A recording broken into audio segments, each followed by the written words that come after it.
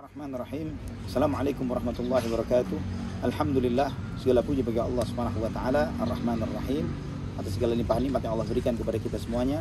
Alhamdulillah, pada kesempatan ini kita bersama Ustadz kita, abang kita, Allah barik fiik, Ustadz Subhan Bawazir. Alhamdulillah Ustadz, Alhamdulillah, ini momen yang luar biasa nih Ustadz.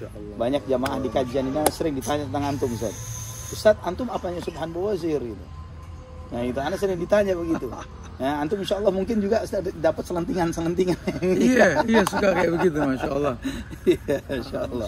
Ini alhamdulillah ketemu ini sama Ustaz Subhan Bawazir. Anak panggil abang insya Allah di sini. Allah barik fiik Ustaz. Hayakumullah. Ikhwatal iman rahimani wa rahimakumullah. Insya Allah diskusi singkat kita pada kesempatan ini kita akan membicarakan tentang bagaimana kiat-kiat agar kita bisa istiqamah setelah hijrah. Begini Ustaz, seringkali kita ini, teman-teman ikhwah ini yang setelah hijrah Ustaz, seringkali mereka merasa ketika sebelum hijrah, insya Allah setelah hijrah itu sepertinya enak banget, hidupnya adem, orangnya ajib gitu Ustaz. Dan setelah hijrah dikiranya setan udah nggak datang lagi Ustaz, nggak nyapa lagi gitu. ternyata godaannya lebih gede lagi, masya Allah. Nah, kefini Ustaz. Subhanallah, alhamdulillah, hamdan katsiran thayyiban mubarakan fi kama yuhibbu rabbuna wa yarda wa ma ba'd. Masya Allah, Ustadz Ali Hasan Bawazir. Ini ana merasa dapat kehormatan nih sama antum duduk bareng di sini. Masya Allah. Memang banyak orang tanya, Ustadz Subhan sama Ustadz Ali ini ada hubungan saudara. Oh iya, anak saudara sama beliau. Nasab kita sampai ke Adam alaihissalam. Nggak ada yang keluar dari itu. Masya Allah. Iya. Wallahi berkaitan dengan keistiqomahan ya. Iya, benar. Ketika orang sudah hijrah gitu ya. Itu memang bukan berarti orang yang hijrah tuh nggak diuji. Banyak orang yang lupa bahwa hijrah itu kan ibadah. Ibadah itu kan pastinya memang bagian dari iman gitu lah. Bukankah Allah yang mengatakan dalam surat Allah mengatakan dalam Al-Qur'an itu, ahasiban nasu aytraku ayyakulu amanna wa hum la yuftanun wa laqad fatana alladziina min qablihim fala ya'lamanna Allahu alladziina shadaqu wa la ya'lamanna al-kadzibin gitu ya. Di Al-Ankabut ayat 2 hingga 3 itu ya, Allah mengatakan bahwa apakah manusia mengira kalau mereka sudah beriman mereka enggak diuji. Padahal hijrah ini kan bagian dari iman. Betul. Di mana ya hijrah itu memang iman kita kan gitu. Makanya memang tinggal tergantung hijrahnya ini karena apa gitu loh. Karena kan Nabi sudah mengatakan barang siapa hijrahnya karena Allah dan Rasul, ya dia akan mendapatkan kemuliaan dari Allah dan Rasulnya. Tapi kalau hijrahnya memang karena urusan dunia, urusan perempuan, urusan harta, ya seperti apa yang dia niatkan gitu loh. Nah banyak orang yang lupa itu gitu loh. Masya Allah. Sehingga ketika dia hijrah, dia tidak melakukan hal-hal yang perlu dilakukan setelah hijrah gitu. Bahkan dia cuma bisa mengatasnamakan anak pengen istiqomah tat. Masya Allah. Anak juga pengen khusyuk tat setelah anak hijrah nih tat.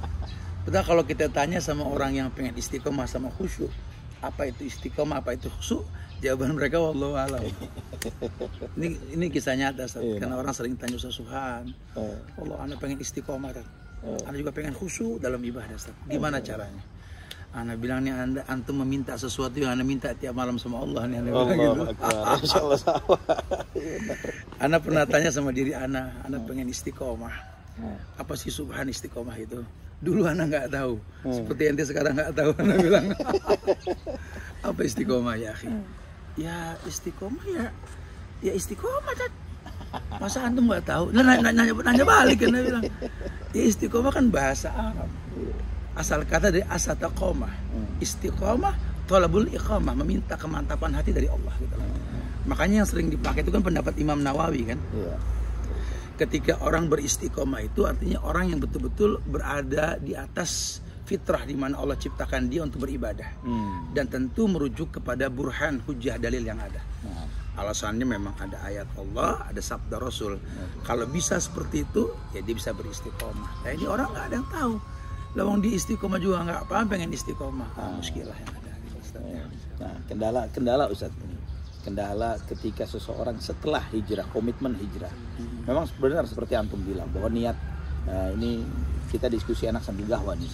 Ahsan, masya Allah. Anak, ini sama abang sendiri nih gimana? Kita bisa ngeliat bintang nih siang-siang. Masya Allah, siang ini kelihatan bintang dengan gahwa nih, masya Allah, masya Allah. Jazakallah khair. Allah barik fiik, Ustaz. Wafaqakallah. Memang benar seperti antum bilang, Ustaz, bahwa hijrah ini tergantung niat. Banget.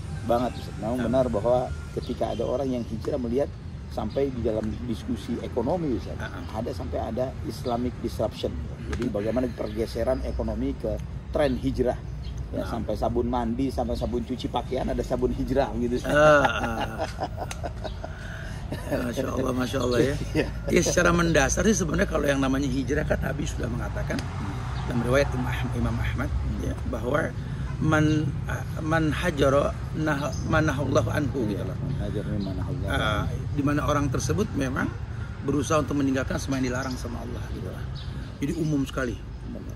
Ini tentu harus tahu bahwa memang kayak orang yang bertobat dan tobat yang diterima itu kan sama Allah kan buat orang yang melakukan maksiat karena kebodohan. Betul.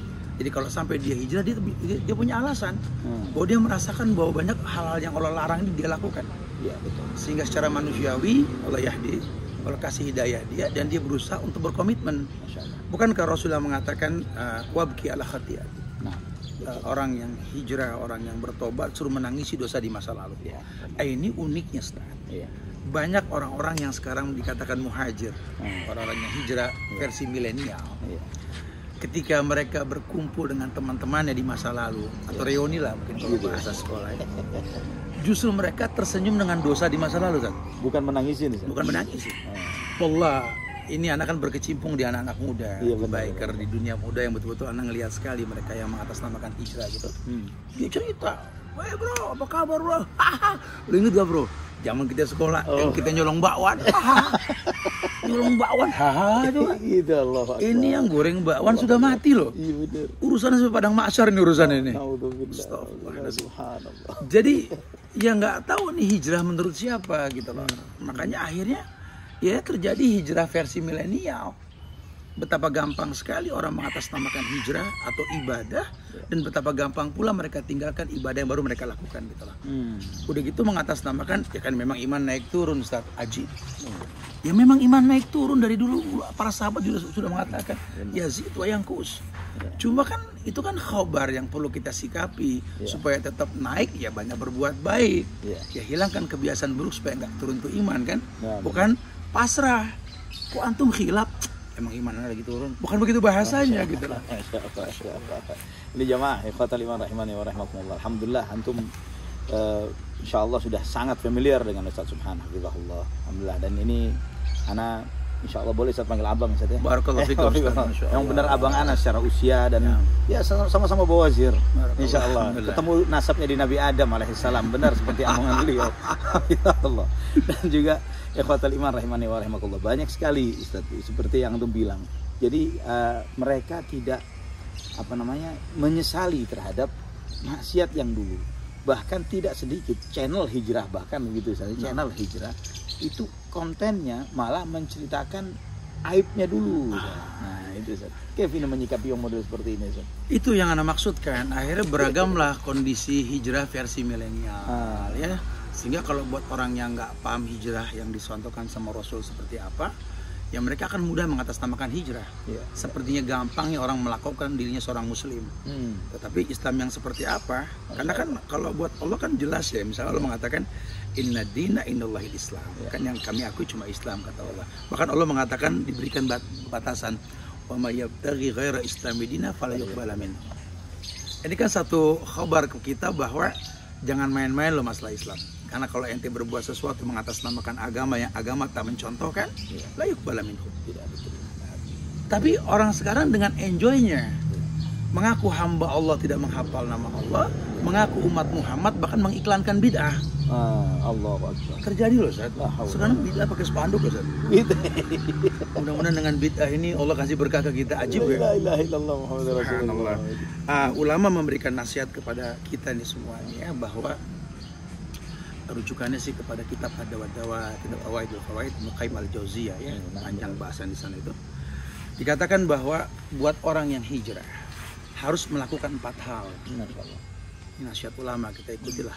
Yang pertama, bahwa orang yang hijrah itu harus betul-betul mau belajar, sehingga alasan dia untuk menuntut ilmu itu jelas.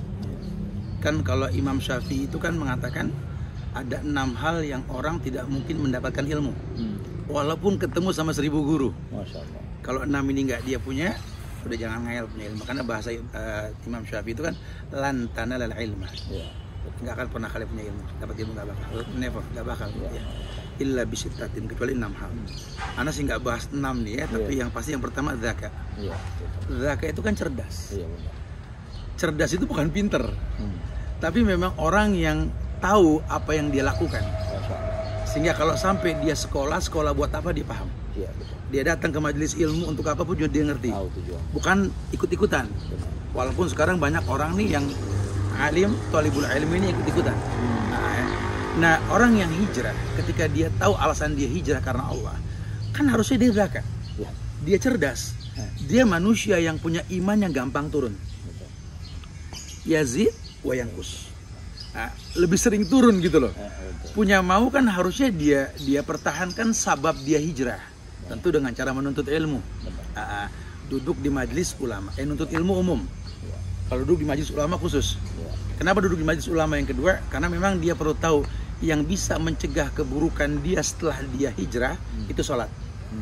Paling nggak dia duduk di majelis ulama, buka bab sholat, belajar tentang sholat dari mulai syaratnya, rukunnya, pembatalannya dia tahu ya. Kemudian setelah dia tahu bahwa memang dia duduk di majelis ulama, Nabi pernah mengatakan begini, yang bisa mencegah keburukan salah satunya itu ketika meninggalkan syubhat. Famanittaqa syubhat faqad istabra ali dini wa irdi. Orang yang menjauhkan syubhat telah menjaga agama dan kehormatannya. Orang yang hijrah mesti diingatkan bahwa jangan sampai dia mengkonsumsi sesuatu yang syubhat, apalagi yang haram. Karena ini setan kan kita nggak tahu tempatnya. Iya benar. Kadang-kadang kita merasa aman di masjid, wallah tempatnya setan di masjid sekarang. Ya karena memang nggak ada pencegahan setan dalam masjid kan. Banyak sekali orang yang tergoda. Kemudian juga ketika dia sudah tahu dia tidak memakan minum yang syubhat apalagi yang haram, dia butuh penjagaan. Nabi mengatakan almaru ala dini khalil.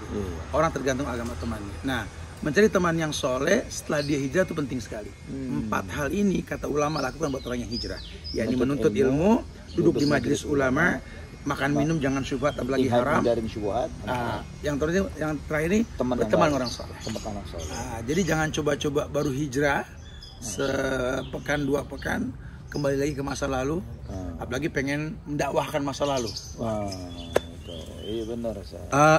Yang ada akhirnya malah kita terwarnai bukan mewarnai kan. Jadi mujahir Ustaz, terang-terangan berbuat maksiat. Malah timbulnya nanti dia terkontaminasi dengan masa lalunya kan.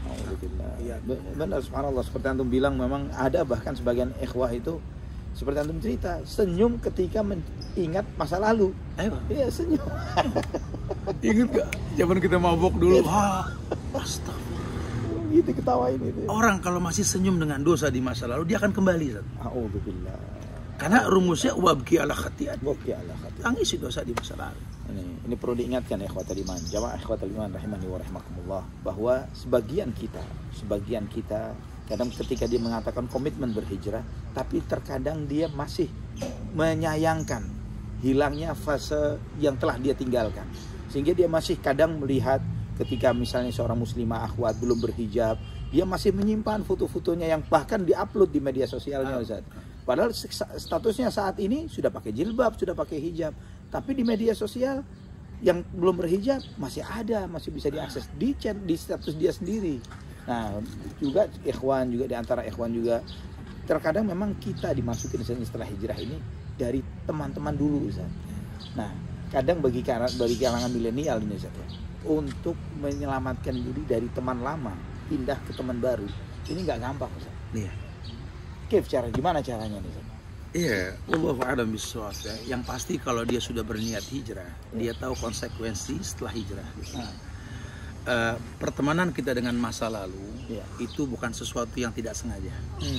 Wah, anak kenal dia nggak sengaja dulu, nggak ada. Hidup ini nggak ada ketidaksengajaan. Semua telah tertulis dalam Lauhul Mahfuz. Ya.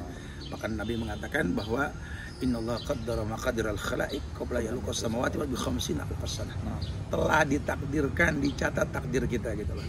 Makanya sebenarnya sih harusnya dia beruntung punya teman siapapun dia. Karena yang membuat ana semangat Ustaz Ali di dalam fastabiqul khairat dalam berdakwah ini, sabda Rasul yang beliau mencopot gelar kerasulannya. Kenapa saya katakan mencopot gelar kerasulannya? Karena beliau itu tidak mengatakan beliau Rasul. Di hadapan para sahabat beliau mengatakan, "Lau kuntu muttakhidan min ahlil ardi khalilan, lattakhadtu Abu Bakrin khalilan." Beliau mengatakan, "Walakin sahibukum hadza khalilullah." Beliau nggak mengatakan walakin rasulukum, walakin nabiyukum, la. Walakin sahibukum hadza khalilullah. Di situ yang Anda diberikan semangat dari hadis tersebut. Nabi mengatasnamakan persahabatan dalam dakwah. Masya Allah. Dan wallahi kita ini anak pesantren Ustaz. Kita tahu bahwa di pesantren itu kita berteman dengan guru di kelas dan di luar kelas. Lain sama orang yang sekolah full day. Berteman dengan guru ya cuma di kelas. Betul. Makanya kalau boleh jujur, karakter ilmu pesantren beda dengan orang yang full day gitu ya. Karena memang menuntut ilmunya langsung mempraktikkan bersama ahlul ilminya gitu loh. Itu yang sahabat betul-betul rasakan. Sahabat mana yang nggak tahu rumah Rasul? Bahkan mereka masuk ke rumah Rasul. Masya Allah, ini bukan main-main. Rasul wafat, Abu Bakar menjadi khalifah. Siapa yang nggak tahu rumah Abu Bakar? Abu Bakar wafat, naik Umar. Siapa yang nggak tahu rumah Umar? Masya Allah. Ini orang-orang yang Allah muliakan. Makanya sampai Allah memberikan titel khusus kan? Kuntum khaira ummatin ukhrijat linnas. Ini bukan buat huruj. Ini buat sahabat. Lau ukhrijat kata Ibnu Katsir azharul linnas. Ditampakkan beda di hadapan manusia. Memang betul-betul beda. Kenapa? Karena mambaul ulum diambil ilmunya dan dipraktikkan di depan ahlul ilminya. Bukan main ikhtiramnya. Makanya sayangnya Rasul kepada para sahabat sampai mengancam orang yang menyakiti sahabatnya kan. Ini kita perlu nih teman-teman yang hijrah nih, ukhuwah persahabatan jangan sampai hilang karena hijrah. Bukan berarti antum kembali ke masa lalu, bukan. Kita kan pengen nyontoh Rasul. Dulu sahabat-sahabat Nabi dengan imannya yang berbeda dihina oleh orang-orang kafir Quraisy. Kata Nabi apa? La tasubbu ashabi. Law anfaqtum misla Uhudin dhahaban ma balagha mudda ashabi wala nasib. Lias dia kawan Rasul. Makanya sahabat ini sama Rasul. Karena kita yang hijrah ini sebenarnya punya potensi untuk itu. Cuma yang jadi masalah, ini banyak orang yang hijrah. Ketika sudah hijrah, temennya merasa dia kok beda, nggak seperti dia yang dulu. Nggak nyapa lagi. Gitu. Bukan masalah nggak nyapa, Ustaz. Dari gaya ngomongnya beda. Gaya ngomong dulu orang gue jujur gue dia mendingan dia yang dulu asik ketemu gue. Apa kabar? Ahlan, ya Allah. Dulu waktu belum tobat. Sekarang udah tobat, udah ngaji, Masya Allah, di handphonenya semua nama Ustaz, UST titik. Itu keaneh, Allah kayak murid ke guru. Antum siapa? Dari mana? Ambil kita nggak demen sama dia. Begitu, banyak, Ustaz. Yang lebih fatal lagi, ketika dia sudah hijrah, anak belum hijrah, Ustaz. Kemudian anak hijrah menyusul dia. Dia merasa senior dalam hijrah. Sempat jadi panitia kajian. Yang nggak ikhlas begitu. Nah, sempat jadi panitia kajian mengatakan pada teman-teman yang baru hijrah, antum yang baru-baru di depan, kita yang udah lama biar di belakang deh. Bukan malah beliaunya di depan gitu. Iya, jadi ini yang lagi in loh, Ustaz. Ada istilah senior hijrah, Ustaz. Ajaib. Allah yahdina insyaallah. Ikhwatal iman rahimani wa rahimakumullah. Ini banyak fenomena di dunia hijrah ya. Ada dari bicara tentang niat. Ya, niat hijrah itu sangat penting sekali. Karena ketika kita rusak niatnya, sehebat apapun antum terlihat di depan orang, nggak ada nilainya di mata Allah Subhanahu wa taala. Ingat komitmen kita bahwa kita ini beragama bukan untuk fulan, bukan untuk ustadz, bukan untuk jamaah, bukan untuk siapa-siapa, bukan untuk orang tua kita, bukan untuk pasangan kita atau anak-anak kita, tapi billah, karena Allah Subhanahu wa taala. Sayang antum sudah mengorbankan masa lalu yang kelam. Mungkin sebagian antum masih merasa asyik dengan itu. Antum korbankan itu semuanya, tapi karena niat yang rusak, bubar gerak semuanya.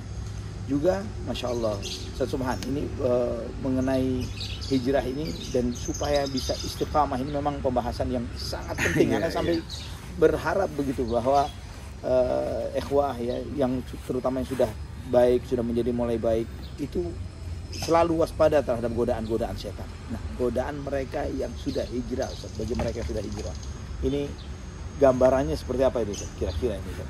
Iya, sebenarnya kembali ke arti istiqomah tadi, Ustaz. Nah, istiqomah itu kan artinya meminta kematapan hati dari Allah. Ya, betul. Ya, meminta kematapan hati dari Allah.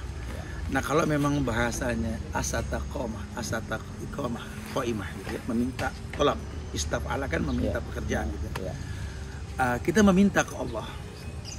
Kebayang tidak orang mau beristiqomah tapi nggak kenal Allah dan nggak tahu harus meminta kepada siapa. Makanya tadi dengan dia belajar, dan belajar yang pertama tentu ya, kalau dalam Ahlus Sunnah wal Jamaah para ulama memberikan nasihat ke kita untuk mendalami tentang usul salasa, mengenal Allah dengan benar, mengenal Nabi Muhammad, mengenal Islam. Kenapa? Karena kalau dia sudah mengenal Allah, dia akan tahu bahwa meminta ke Allah itu kan dengan cara yang Allah ajarkan. Iya, benar. Kata Allah, walillahil asmaul husna fad'uhu biha. Allah punya nama yang sempurna, minta dengan nama tersebut. Ini masalah, Tat. Banyak orang minta ke Allah tapi dia nggak kenal Allah. Kiki minta istiqomah sama Ustadz. Sementara Ustadz ngasih tahu ke dia, ente minta langsung. Iya, benar. Ini kan antara ente dengan Allah. Allah katakan ud'uni astajib lakum, minta langsung ku jawab. Cuma yang jadi masalah, istilah orang sekarang tuh masbuloh. Gitu ya. Masalah buat lo. Istilahnya itu kamu tidak kenal Allah. Kamu cuma meminta untuk istiqomah ke Tuhan yang kamu tidak kenal. Itu masalah. Takutnya istidraj. Masalah banget itu. Itulah dikaitkan tadi. Kenapa orang hijrah mesti belajar? Iya. Karena setelah ini dia harus tahu dia hijrah ke siapa? Ke Allah dan Rasulnya kan tentunya gitu loh. Kayak dia sudah hijrah tapi dia nggak kenal Allah, nggak kenal Rasul, maka jangan heran kalau dia akan bangga dengan masa lalu, bahkan menjadi pengiklan bid'ah. Dan itu yang terjadi sekarang. Atau salah jalan saat hijrahnya, otomatis. Kalau salah jalan, kalau misalnya nggak kenal Allah, bahkan sebagian ustadznya pun masih kebingungan Allah di mana begitu. Akhirnya pindah dari mulut buaya ke mulut singa gitu loh. Bahaya sekali. Masya Allah. Mengerikan itu jadi, Ustaz. Sampai tadi antum singgung mengenai apa, Ustaz? Mengenai apa? Menolak tentang mi'rajnya Nabi SAW, tidak percaya dengan dan nggak yakin Allah di atas langit. Padahal Allah sendiri mengatakan Ar-Rahman ala arsy istawa. Kita udah nggak usah takyif, nggak usah lagi kita pakai mempertanyakan bagaimana kabar Allah sudah maktub, sudah kita cukup mengiyakan saja. Ikhwatal iman rahimani wa rahimakumullah. Subhanallah. Ini pertemuan yang direncanakan dengan cepat gitu dengan Ustaz Subhan, jazakallahu khair. Alhamdulillah, dan juga kita alhamdulillah ikhwatal iman rahimani wa rahimakumullah, dalam kesempatan yang kita ini membicarakan tentang hijrah, tentang bagaimana untuk bisa istiqamah, dan Ustaz Subhan mengajarkan kepada kita 4 kiat tadi yang beliau ajarkan. Ya, menuntut ilmu, hadir di majelis ilmu. Kemudian yang ketiga apa tadi, Ustaz? Tidak memakan yang syubhat, apalagi yang haram. Ya, jangan makan yang syubhat apalagi yang haram. Kemudian yang keempat, tadi ya ini berteman dengan tentang musahabah, tentang sahih. Nah, ini memang subhanallah satu demi satunya ini perlu penguraian sebetulnya. Iya, penjabaran. Perlu majelis ilmu lagi. Masya Allah. Nah, insya Allah mudah-mudahan ya ikhwatal iman rahimani wa rahimakumullah, pertemuan perdana ini dengan Ustaz Subhan ini insya Allah bisa kita ulang lagi, bisa ngaji lagi, bisa anak belajar lagi sama abang anak ini. Dengan abang anak ini, insya Allah. Dan alhamdulillah beliau tuan rumah yang sangat karim, yang sangat dermawan, jazakallahu khair. Ya, sebelum kita ngaji bareng ini sambil ngopi, makan mie tek-tek, ikhwatal iman, jazakallahu khair. Dan pemandangan tempat beliau ini bikin anak pengen pindah sini. Santum Allah. Insyaallah. Dan ikhwatal iman rahimani wa rahimakumullah. Alhamdulillah pada kesempatan ini kita diberi keberkahan oleh Allah Subhanahu wa taala. Kita mendapatkan materi yang sangat bermanfaat, daging semua istilah anak zaman sekarang ini, Ustaz. Allah barik fikum, dan insyaallah kita bisa mengulangnya dalam pertemuan berikutnya. Semoga apa yang kita diskusikan ini bermanfaat bagi kita semuanya, mengajarkan kita untuk tetap istiqamah di agama Allah Subhanahu wa taala, dan istiqamah itu adalah karena Allah Subhanahu wa taala sampai nanti kita dipanggil oleh Allah Subhanahu wa taala. Mungkin ini Ustaz, jazakumullah khair. Wa'iyyakum insyaallah. Wafaqakumullah. Wa'iyyakum insyaallah. Jazakallah khair, jazakumullah khairan. Subhanakallahumma rabbana wa bihamdik, asyhadu an la ilaha illa anta astaghfiruka wa atubu ilaik. Wassalamualaikum warahmatullahi wabarakatuh. Waalaikumsalam warahmatullahi wabarakatuh.